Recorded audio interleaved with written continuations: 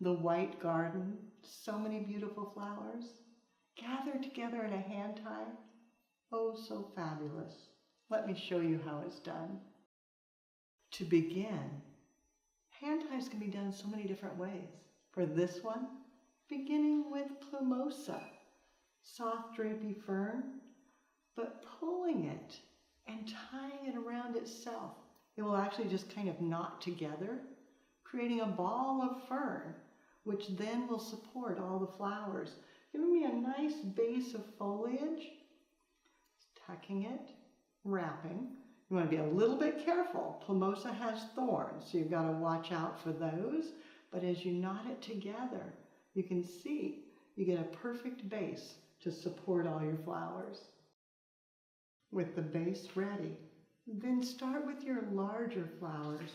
Spray roses, weaving them in, tucking them low, bringing in more.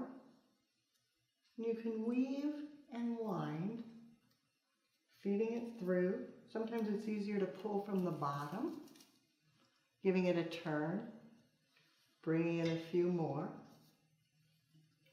Then for a little bit of a different look, once you've got your roses in place, come back with lisianthus, leaving them long with the buds, tucking it,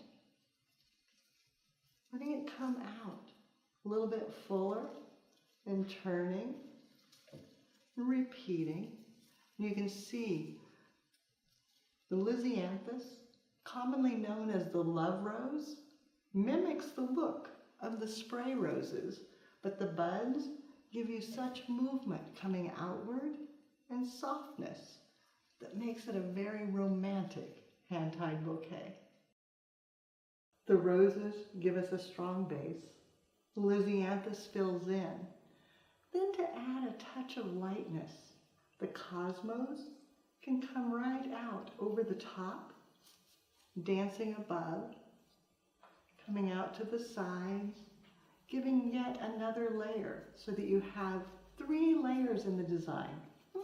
Actually, I should say 4 because we have the plumosa in there, then the roses, then the lisianthus, and now the cosmos, all dancing together. Tangled. Pull that out. There we go. Setting it in. Thinking about how they fit together. Turning. I'm going to divide these two. I think that will work better.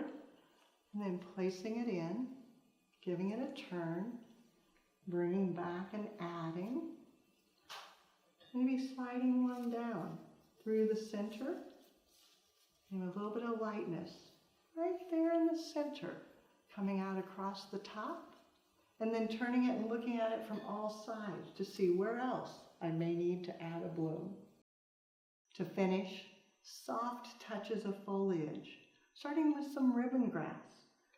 Using the variegated, tucking it into my fingers, and then using the back side of the knife, give a little bit of a curve to soften it even more, pulling out extra foliage that doesn't belong, and then a little bit of geranium.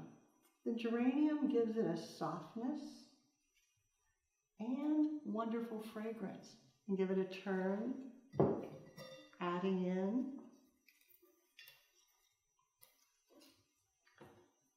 Tucking a bit more of the lily grass. That ribbon grass, lily grass, variegated, oh so wonderful. Soft and draping. Give it a turn, a little more. Then tie it off with bind wire and you're ready to cut and set in the vase. With the bind wire in place, cut it short, then go back. Think about what vessel you're going to use and cut your stems down.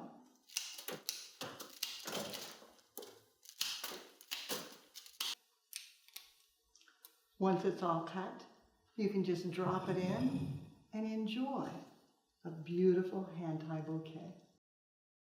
The recipe, I started with a base of 5 stems of plumosa, winding them all together. Then the flowers, 10 stems of spray rose, beautiful white, 5 stems of lisianthus, broken apart. There were multiple stems on each, and then 10 stems of the cosmos. To finish it off, 10 stems of the variegated ribbon grass, and 3 stems, broken apart, of the scented geranium. The hand-tied bouquet technique, a staple in the floral world. You'll find so many more examples on the website. But now, it's your turn. Gather your favorite flowers, be them all white, or maybe all red, all yellow, your choice. Make your bouquet. Be sure to take a picture and post it on social media. #Floral Design Institute. That way we all can see what you do as you do something you love.